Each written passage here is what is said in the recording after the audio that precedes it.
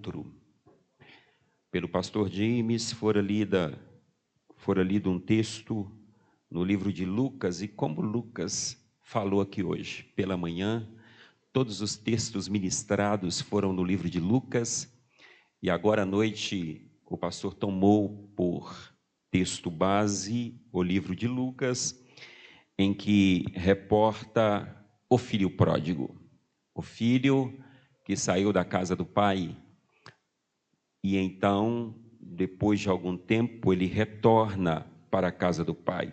Um texto muito propício para a noite deste dia.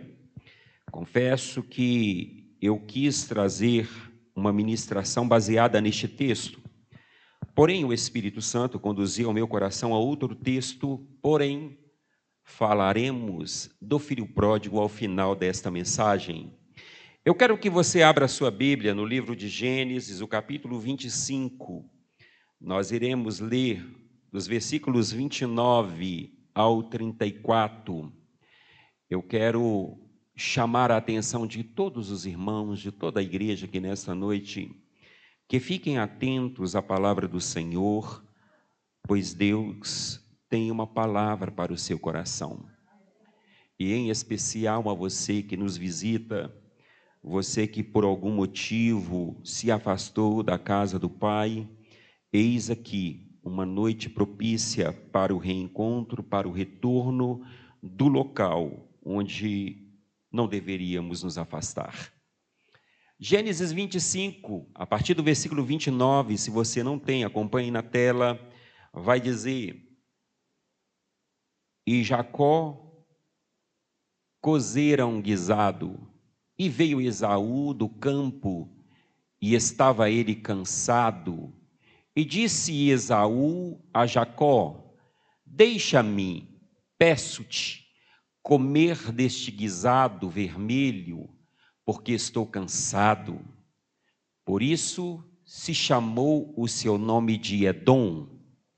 Então disse Jacó: Vende-me hoje a tua primogenitura. E disse Esaú: Eis que estou a ponto de morrer, e para que me servirá logo a primogenitura? Então disse Jacó: Jura-me hoje. E jurou-lhe, e vendeu a sua primogenitura a Jacó. E Jacó deu o pão a Esaú e o guisado das lentilhas, e ele comeu e bebeu, e levantou-se e foi-se.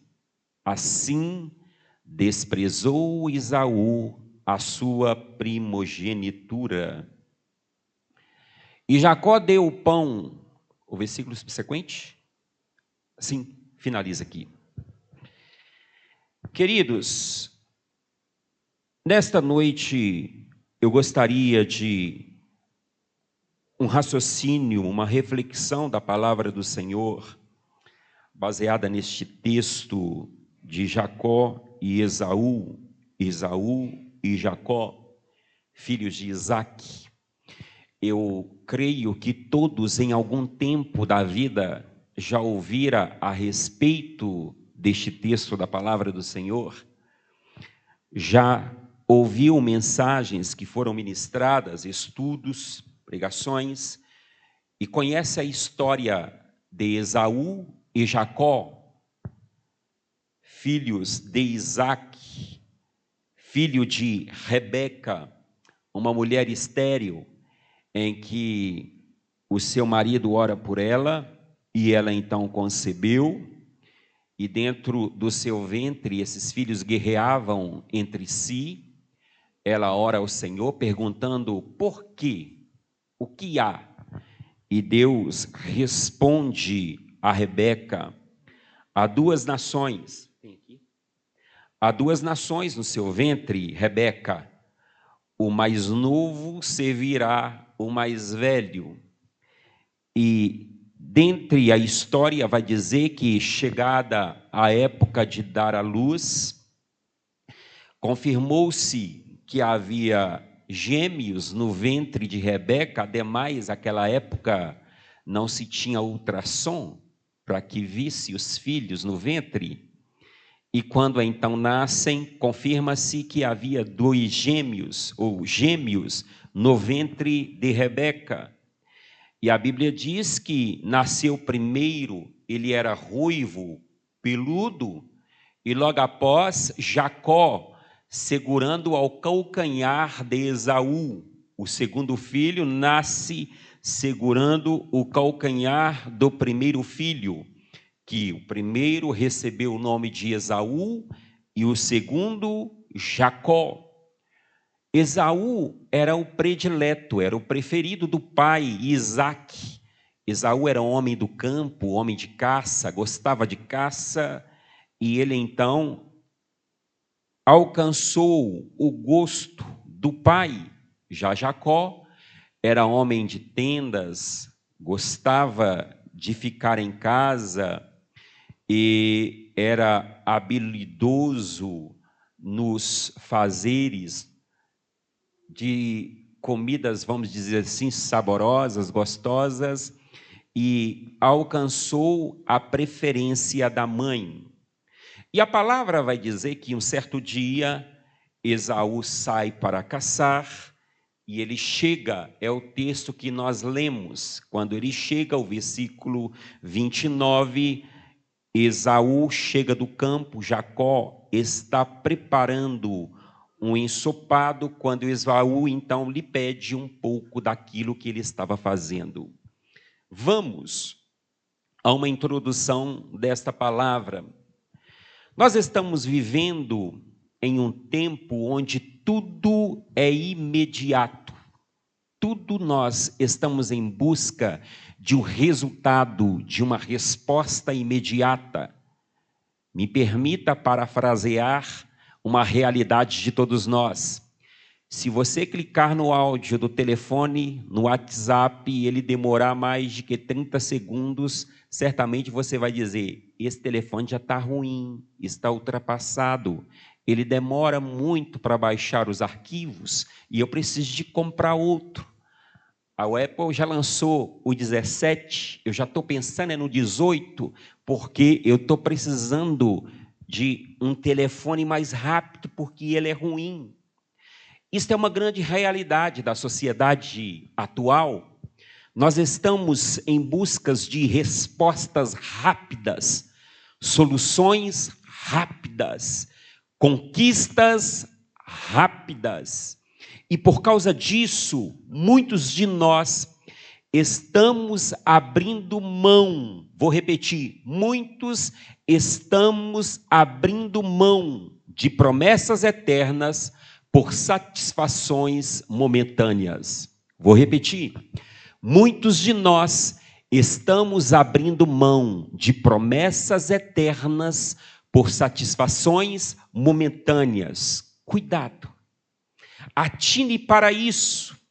Dentre promessas e satisfações momentâneas, nós temos algo na nossa vida que é de todos nós chamado tempo. Tempo é algo precioso para todos nós. Tempo é algo precioso para todos nós. Nós sabemos que há mais de 2000 anos, Jesus esteve aqui nessa terra. Ele veio, ele foi gerado no ventre de uma mulher por obra do Espírito Santo. Ela concebeu, ele cresceu, viveu o propósito para o qual ele veio na terra, ele curou, ele libertou os cativos, ele restaurou vidas, ele fez a obra para a qual ele veio fazer dentre os homens. A palavra menciona que ele foi crucificado, ele foi morto, ele foi colocado no túmulo, todavia, ao terceiro dia, ele ressuscitou. E qual foi o objetivo que Jesus veio à terra? A palavra diz em João 14, versos 1 ao 3, que ele veio buscar e salvar quem? Aqueles, ou aquele que se havia perdido. o homem se perdeu neste contexto da vida, talvez em razão do tempo. E eu falo sobre o tempo em que eu quero retratar nesta noite. O tempo, ele nos causa ansiedade. Quando eu falo de tempo, eu falo de espera. Esperar é terrível. Se o ônibus está marcado para passar às 10 horas e 10h05 ele não passar, a gente já fica com ansiedade, desesperado, pensando, vou pegar o Uber. E se você chama o Uber e lá no aplicativo diz que ele vai demorar 10 minutos, certamente você cancela e vai pedir outro porque você está sem tempo. Tempo é um problema para todos nós. Agora observe comigo que nós temos uma promessa. Quem prometeu? Jesus. Ele disse, eu vou para o Pai e é preciso que eu vá preparar-vos lugar. E na casa de meu Pai tem muitas moradas. Eu vou e depois eu venho para vos levar para mim mesmo, para que onde eu estiver estejais vós também. Há quanto tempo? Mais de 2000 anos atrás, há uma promessa. E baseada nessa promessa, muitos de nós que vivemos no tempo, não estamos conseguindo esperar o cumprimento da promessa, porque nós queremos aquilo que é imediato. E dentro do tempo, nós lutamos contra aquilo que é espiritual, aquilo que é real na nossa vida. Nós somos seres dotados de prazer, que apreciamos coisas bem feitas, apreciamos coisas saborosas, apreciamos aquilo que é belo de se ver, e muitas das vezes o mundo nos oferece prazeres imediatos, dos quais nós, inseridos neste tempo de espera, temos a nossa vida talvez desacelerada para o que é eterno e acelerada para aquilo que é imediato, ou seja, estamos em busca da satisfação agora. O meu momento é agora, a minha oportunidade é agora. Então, se eu não aproveitar este momento, ele vai passar e a minha vida vai acabar e eu não iria aproveitar aquilo que a vida está me oferecendo. E aí nós trocamos o prazer imediato pela promessa do eterno. Porque a vida passa, o mundo passa, a concupiscência passa, mas aquele que faz a vontade do Pai, a Bíblia vai dizer que permanece para sempre. Há uma eternidade para ser vivida. Uma eternidade com Deus ou uma eternidade sem Deus? Pois bem, o texto que nós lemos vai declarar que Esaú tinha uma promessa. Esaú era o filho primeiro, era o primogênito, e como primogênito, ele tinha sobre si uma promessa especial da parte do Senhor. Esaú trazia sobre si, na condição de filho primeiro, a bênção da herança, a bênção paterna que seria ministrada sobre a sua vida. Agora faça uma análise comigo. Esaú havia chegado do campo, ele estava cansado, ele estava faminto. No momento José ou Jacó, ele está a preparar um prato de um guisado, um ensopado gostoso. E se nós neste contexto vamos fazer uma análise dessa situação, a fome era legítima. Não havia erro em Esaú desejar do guisado que Jacó estava fazendo. Não há erro. Ademais, chegou cansado, digamos, do trabalho, do campo, estava na caça, estava com fome, estava com sede. E quando ele chega, imagino eu, ao sentir o cheiro do guisado que Jacó está preparando, é o Masterchef do momento, ele diz, me dá desse guisado, eu estou morto de fome. E entendendo as questões espirituais, Jacó lhe faz uma proposta.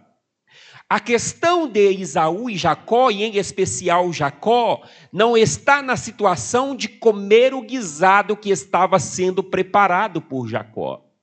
O problema está em desprezar a bênção do Eterno sobre a vida dele. Quando Jacó está fazendo e Esaú lhe pede um pouco daquele ensopado que ele estava fazendo, Jacó então lhe faz uma proposta. Versículo 31. Venda-me primeiro o seu direito de filho mais velho. Olhe para mim. Nós estamos vivendo num mundo de batalha espiritual. Efésios 6, versículo 12, vai falar que a nossa batalha não é contra sangue, não é contra carne, não é contra pessoas. A nossa batalha é contra a potestade nas regiões, contra os principados das trevas deste século, contra as hostes espirituais da maldade.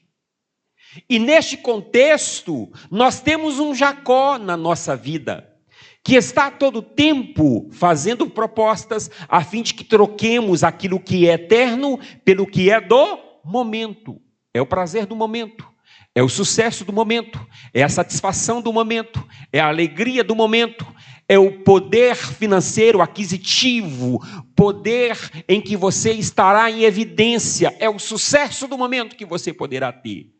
E às vezes nós trocamos este sucesso do momento por aquilo que é espiritual. Ou melhor, por aquilo que é do momento. O espiritual por aquilo que é do momento. Jacó, então, faz esta proposta.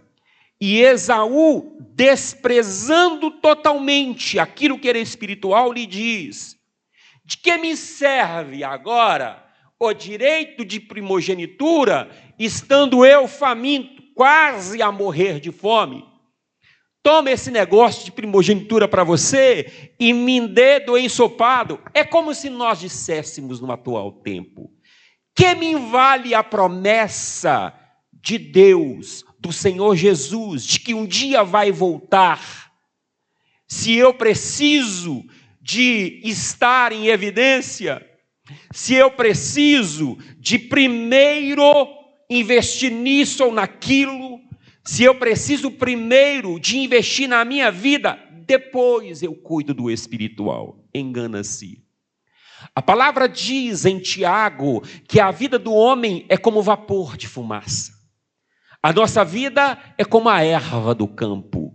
De manhã está bela e à noite já está murcha, acabada, morta. É o vapor que, quando eu olho, a fumaça, quando eu olho e de repente eu tiro o olhar e volto a olhar, ela sumiu. Isto é a vida. Todavia, nós temos uma promessa de vida eterna com Deus. Caminhemos. Neste contexto de Jacó e Esaú, eu gostaria de deixar uma primeira orientação ao seu coração nesta noite. É que a necessidade do momento não pode definir o seu destino. A necessidade do momento não pode definir o seu destino. Esaú estava cansado? Sim. Estava faminto? Sim. A fome falou mais alto do que a bênção que lhe cabia na condição de primogênito. E aí, qual que é a orientação neste contexto? Há decisões, ou seja, existem decisões na nossa vida que não podem ser tomadas no nosso momento de fraqueza. Entenda uma coisa, que nós somos fracos, somos frágeis, o nosso inimigo é sagaz. Satanás quer roubar a qualquer custo a promessa da nossa salvação. Reconheça que você é fraco e que precisa da graça e da direção de Deus para tomar decisões importantes na sua vida que dizem respeito à vida eterna. Não tome decisões em momentos de fraqueza. Cuidado com decisões emocionais. É o segundo conselho. Cuidado com a pressa.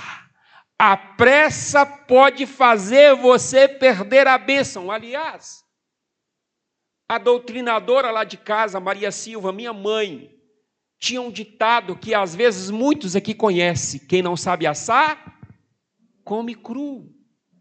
Então, cuidado com a pressa.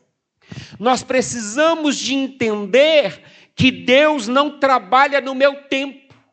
O tempo de Deus é diferente do meu tempo, do teu tempo, porque Deus já está lá no futuro.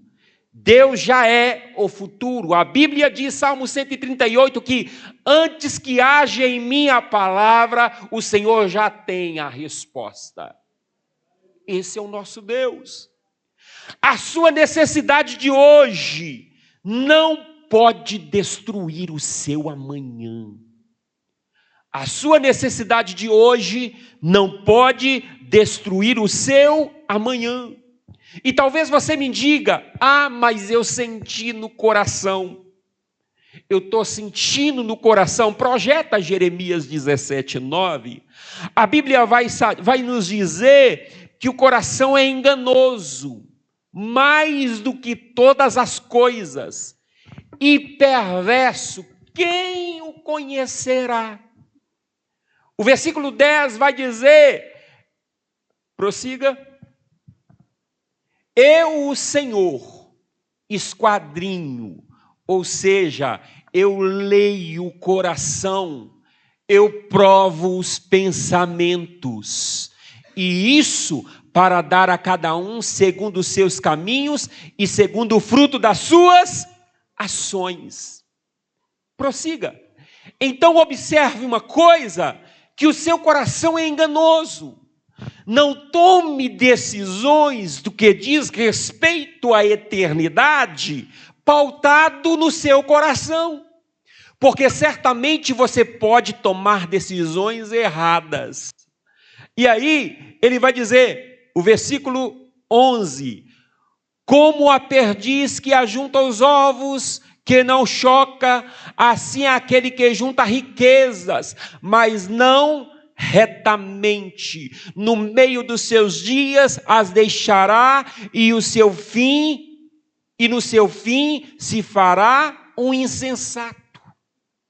Aquele que busca riquezas, abandonando aquilo que é espiritual, certamente se perderá no caminho, perderá os seus bens. A palavra diz que do Senhor é o céu, a terra, o mar e todas as coisas que nela existem. Do Senhor é a riqueza, do Senhor é o ouro, do Senhor é a prata, do Senhor é todas as riquezas, e Ele dá aos seus filhos aqueles quanto o amam e amam a sua palavra, e todos a quantos aqueles que Ele, o Senhor, desejar. Todavia, há uma promessa que nos alcança, e é para todos nós. Qual promessa é essa?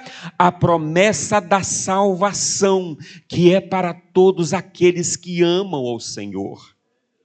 Pois bem, e aí é importante nós observarmos que nós não podemos ainda confiar naquilo que nós achamos que é.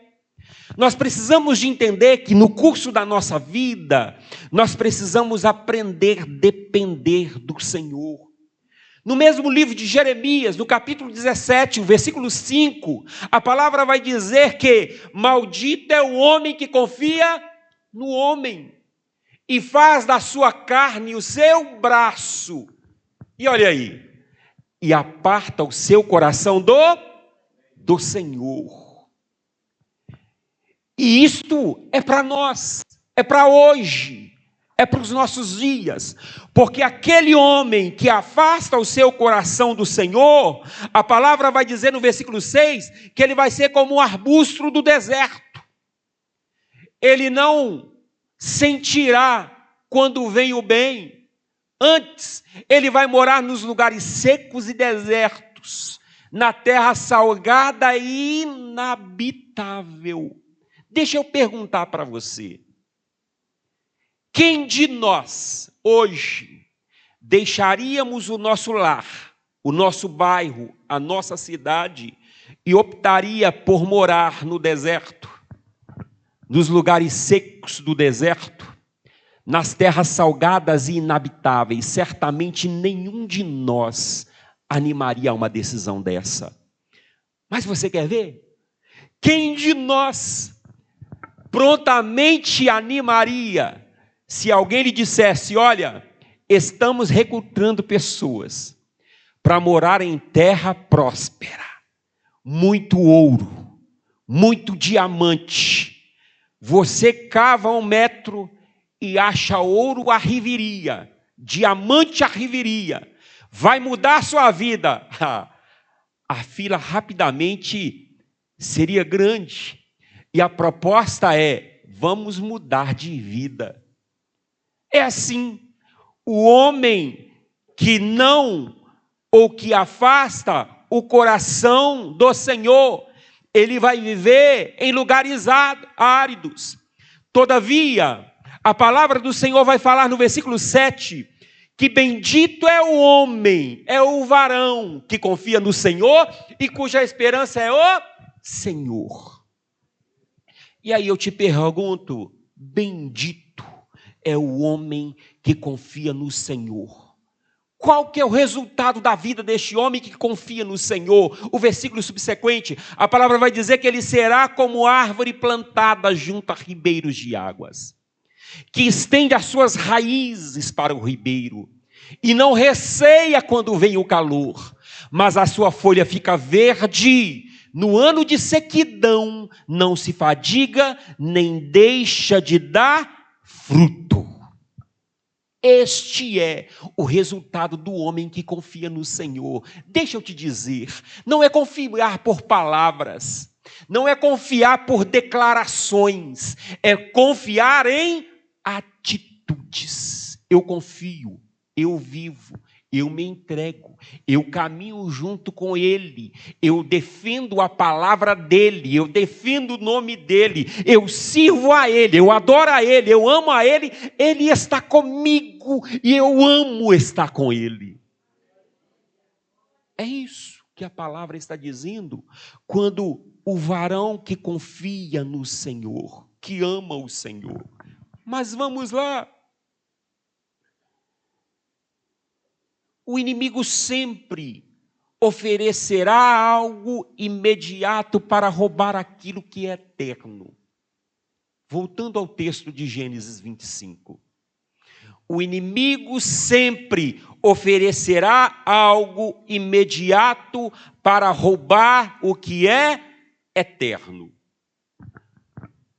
Quando Esaú chega, Jacó oferece a ele algo rápido, algo fácil, algo acessível.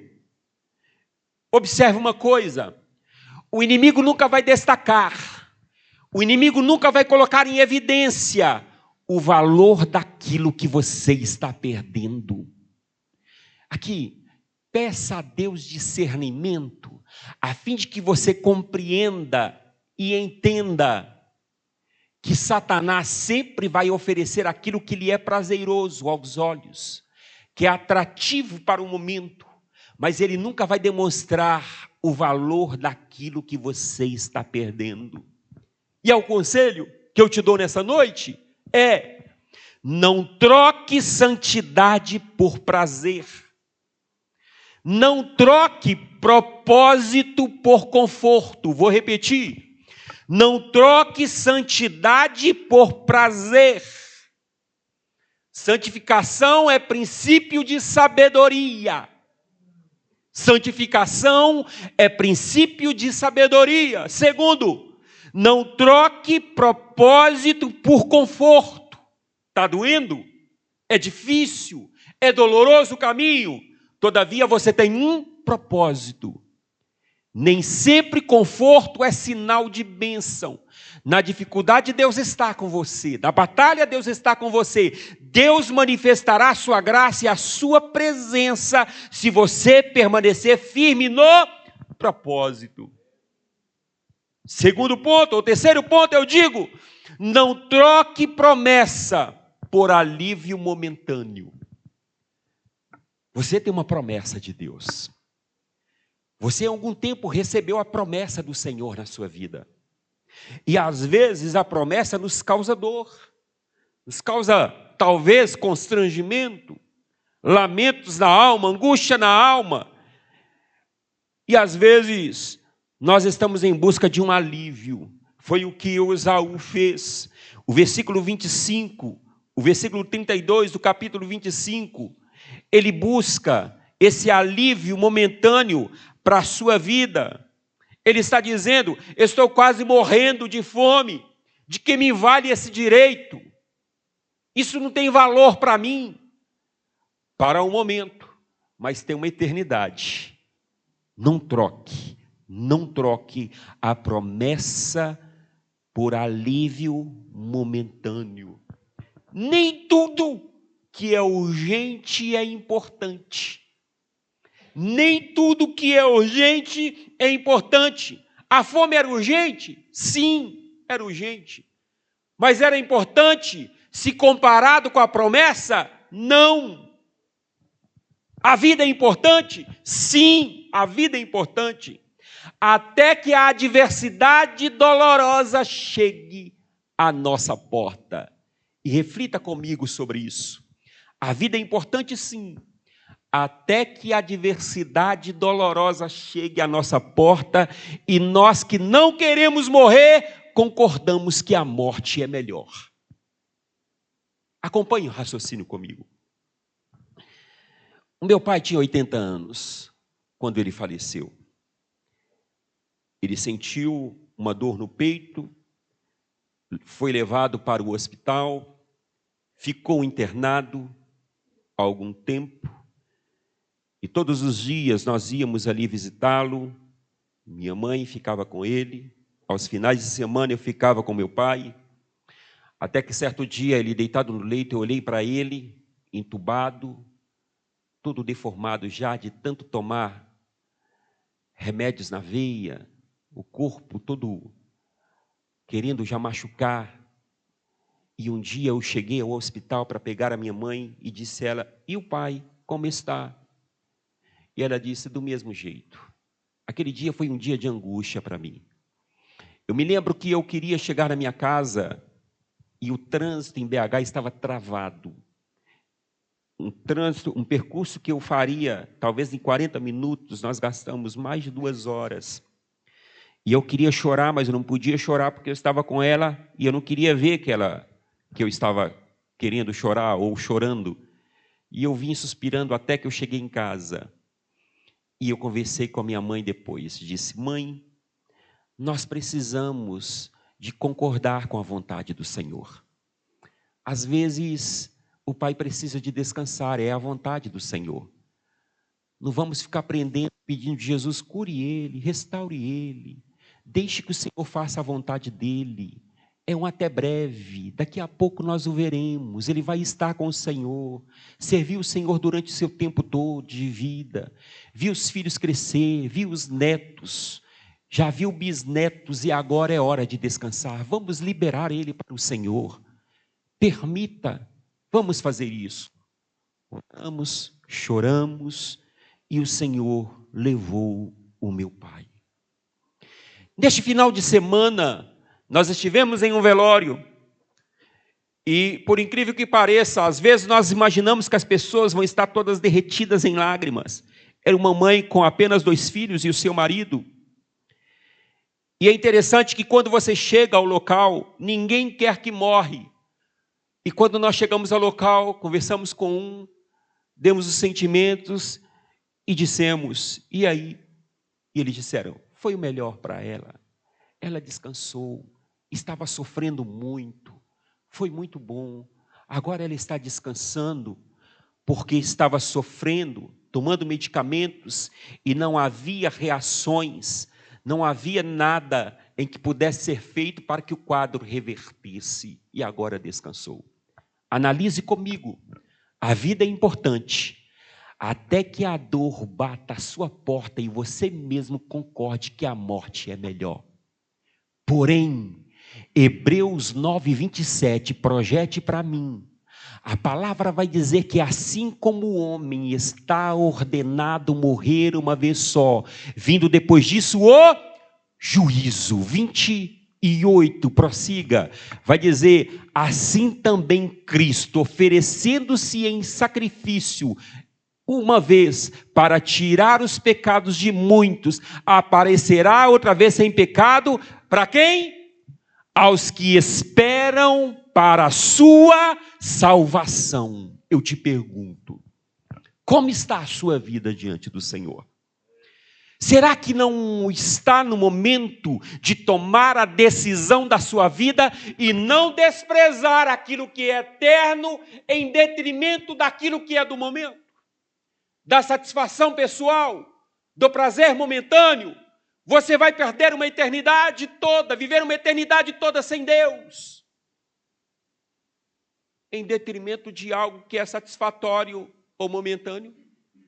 Deus tem salvação para as nossas vidas e nós não podemos desprezá-la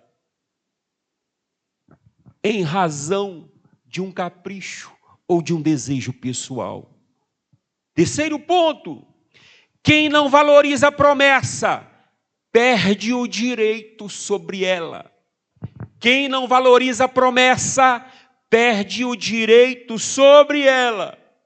A palavra de Esaú é Jacó, eu já estou à beira da morte, de quem me serve essa primogenitura?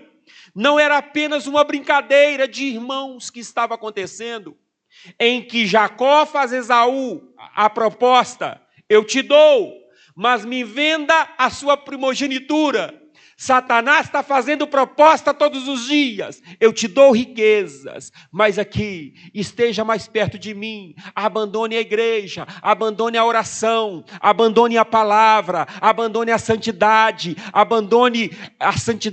ou seja, se apegue ao pecado, e eu vou te dar isso, vou te dar aquilo, eu te vendo e te dou aquilo que você quiser. E muitas das vezes nós estamos abrindo mão daquilo que é eterno pela proposta de Satanás. Não era uma brincadeira, era uma verdade. Jacó diz a Esaú: então jura que você vai me vender a primogenitura. E Esaú fez um juramento a Jacó, e ele diz, Gênesis 33, o versículo 33 vai dizer: jure primeiro. E ele fez um juramento vendendo o seu direito de filho mais velho. Então Jacó serviu a Esaú pão com ensopado de lentilhas, e ele comeu e bebeu, levantou-se e se foi. Esaú desprezou aquilo que Deus lhe tinha dado. Promessas não valorizadas são promessas perdidas. O que você não honra, você perde.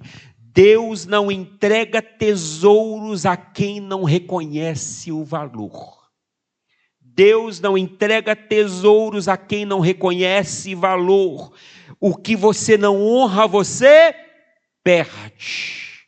E a palavra vai dizer, o quarto ponto que eu quero caminhar para o final: existem escolhas que não têm volta. Existem escolhas que não têm volta. E a palavra vai dizer, lá no capítulo 27, que um dia Jacó apresenta-se a Esaú, a Isaque, seu pai. Porque Isaque queria agora orar e abençoar o seu filho e ministrar sobre ele a sua bênção. E então Jacó se apresenta, porque ele se viu no direito de receber a primogenitura, cuja primogenitura Esaú havia jurado que havia lhe vendido aquele direito. Jacó se apresenta, Isaque ora, abraça ou ministra sobre o seu filho a bênção do Senhor. E se às vezes você entende que a bênção do Senhor não tem valor, observe comigo uma coisa, o que a palavra do Senhor vai dizer em Gênesis 27, 28. A palavra vai dizer, Gênesis 27, versículo 28, quando Isaque ora, abençoando a Jacó, e ele diz: que Deus lhe conceda do céu o orvalho, e da terra a riqueza, com muito cereal e muito vinho. Que as nações o sirvam e os povos se curvem diante de você. Seja senhor dos seus irmãos e curvem-se diante de você os filhos de sua mãe. Malditos sejam os que te amaldiçoarem e benditos sejam os que te abençoarem. Analise comigo, você recebendo a bênção do Pai sobre a sua vida, recebendo a ministração do Senhor sobre a sua vida. E a palavra vai dizer que passado algum tempo, alguns instantes, quem chega? Esaú chegou do campo com a sua caça e preparou o guisado para o pai. E quando Esaú prepara o guisado, ele entra onde o pai está recolhido. E ele então fala com o pai: meu pai, levante-se, coma da minha caça para que o Senhor me dê a sua bênção. Versículo 32, Isaque pergunta: quem é você? Ele já estava cego. E Esaú responde: sou eu, seu filho Esaú. E Jacó agora, Isaque agora trêmulo, ele vai dizer: quem que apanhou a bênção sua? Quem é aquele que acabei de abençoar? Quem é a pessoa que abençoei neste momento? E Esaú então vai dizer a palavra que ele chora amargamente. E ele vai pedir ao pai: pai, o Senhor não reservou nenhuma bênção para mim, no final do versículo 36. Meu pai, o Senhor não reservou nenhuma bênção para mim. Versículo 37, Isaque respondeu a Esaú: eu o constituí Senhor sobre você, e a todos os seus parentes tornei servos dele. A ele supri de cereal e de vinho. O que eu poderia fazer por você, meu filho? Esaú pediu ao pai: meu pai, o Senhor tem apenas uma bênção. Abençoe-me também, meu pai. Então chorou Esaú em alta voz. E seu pai respondeu-lhe: sua habitação será longe das terras férteis, distante do orvalho que desce do céu. Você viverá por sua espada e servirá a seu irmão. Mas quando você não puder suportar mais, arrancará do pescoço o jugo. E aí está a bênção, a oração de Isaque sobre Esaú. O que eu quero lhe dizer? Aquele que não valoriza bênçãos perde. Aquele que não valoriza a bênção, a honra do Senhor, perde. Deus não entrega tesouros a quem não reconhece o valor dele. A salvação é um tesouro muito caro para os homens. A salvação custou sangue, morte de cruz, do Filho unigênito de Deus, que veio e morreu por mim e por você. Se você não valoriza este sacrifício, a palavra de Deus vai dizer que já não há mais expectação, senão um terrível juízo que há de consumir o inimigo e os seus adversários. Valorize o sangue de Jesus, que foi derramado, que foi vertido na cruz do Calvário por sua vida. Existem escolhas que não têm volta, é aquilo que nós acabamos de falar. E nem todo arrependimento anula uma consequência. Esaú arrependeu-se, todavia não pôde ser anulada a oração de bênção já ministrada sobre a vida de Jacó. Há decisões, irmãos, que marcam destinos. Há trocas que custam gerações. Há perdas que não podem ser revertidas. Então esteja atento, vigie, valorize aquilo que Deus está oferecendo.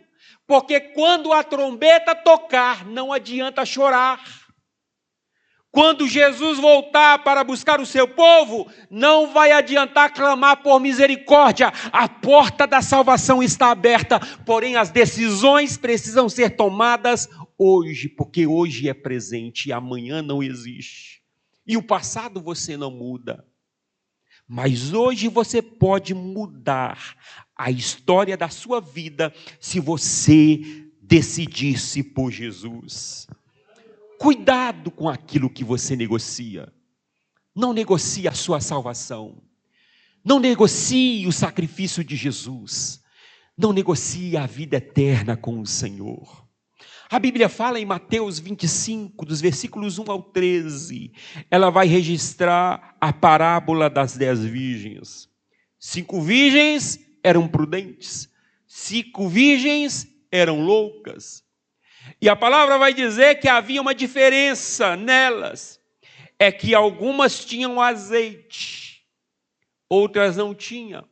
E o noivo tardou, demorou. Lembra quando eu disse no início da mensagem que nós temos um problema do homem atual chamado tempo? Nós não temos paciência da espera e muitos da demora da volta do Senhor se perderam no tempo e se afastaram de Jesus. Mas olha aqui, quem fez a promessa é fiel e ele voltará. A palavra diz que Deus não é o homem para que minta e nem filho do homem para que se arrependa. Jesus virá, é a sua promessa. No texto de Mateus 25, a palavra vai dizer que o noivo tardou-se, porém ele veio. E à meia-noite ouviu-se o grito: eis o noivo, sai-lhe ao encontro. 5 delas, porém, havia saído do local da espera. Muitas pessoas saíram do lugar onde não deveria sair. O noivo veio. As 5 virgens que estavam ali entraram, a porta fechou. Passado um tempo, as 5 virgens loucas chegaram, e a Bíblia registra que elas bateram na porta e disse: abre-nos, Senhor, abre-nos a porta. E qual é a pergunta dele? Quem sois vós? Somos as virgens loucas. E ele disse: não vos conheço.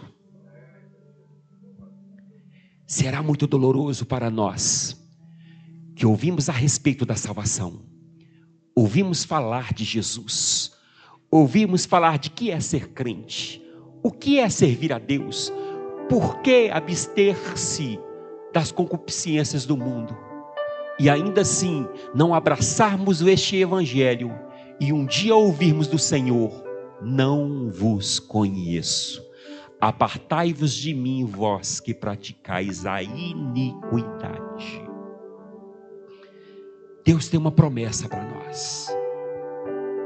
Deus tem uma promessa para você. É algo grande, é algo poderoso, é algo eterno, a salvação. Não é riquezas neste mundo. Riquezas é algo que passa, é supérfluo. E eu quero te dizer uma coisa: o inimigo vai tentar te convencer a trocar a salvação, aquilo que é grande, que é eterno, que é poderoso, por algo tão pequeno, passageiro e sem valor. Não troque, não negocie a sua salvação, não negocie aquilo que Deus te prometeu, não venda o seu propósito, não negocie o seu propósito, não abra mão do seu chamado, permaneça firme. Quem troca a promessa por prato de lentilha, quem troca a promessa por proposta do inimigo, perde o futuro por causa de um momento. Não troque a promessa, não troque a promessa, não troque a promessa. Vamos finalizar. Em Apocalipse 22, a Bíblia fala de algo que é real. 22, a partir do versículo 7. Aqui está a promessa do Senhor. E ele diz: eis que venho em breve. Feliz é aquele que guarda as palavras da profecia deste livro, Bíblia Sagrada.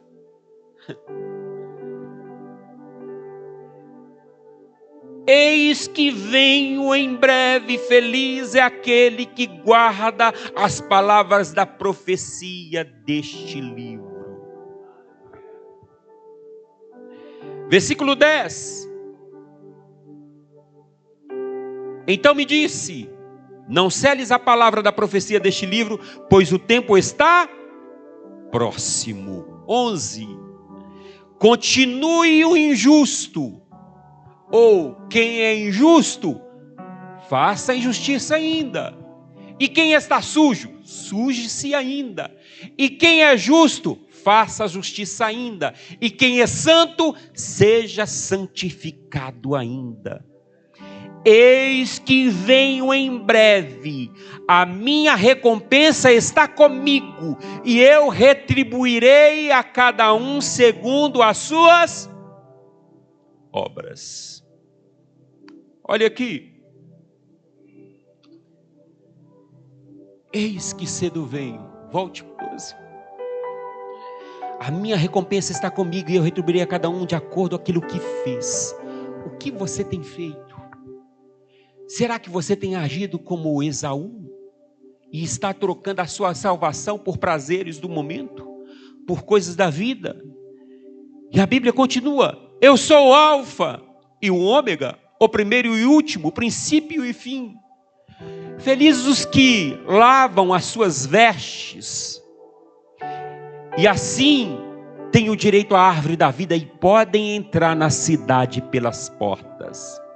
Quem fica de fora? A Bíblia diz quem fica de fora. Versículo 14, o 15. De fora ficam os cães, os feiticeiros, os que se prostituem, os homicidas e os idólatras, e qualquer que ama e comete a mentira. 16.